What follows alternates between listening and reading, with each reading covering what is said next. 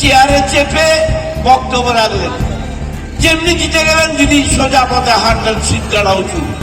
আরে তোমার সিদ্ধারা উঁচু হবে না, কোনদিনই উঠে দিদির হবে না, তো কার হবে সিদ্ধারা উঁচু? মুখ্যমন্ত্রী মমতা ব্যানার্জি মানুষের ভালোবাসায় আশীর্বাদ, নেকা নেকা কথা।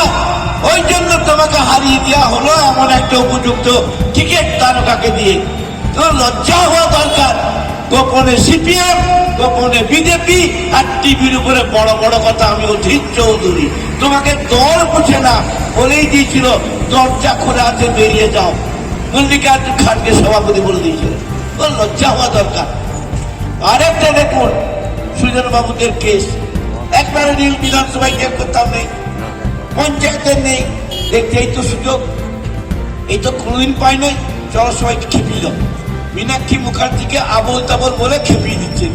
আরে তুমি গায়ের জ্বালা মিটে যাচ্ছে, একটা মেয়ে মারা গেছে, তার নিয়ে তুমি দুঃখ শোক প্রস্তাব দিবে? তোমার ধান্দা কি মুখ্যমন্ত্রী, ধান্দা কি তৃণমূলকে হাঁটিয়ে দাও? তুমি বেড়াই না হাঁটছো ভাই। আমরা মমতা ব্যানার্জির সৈনিক।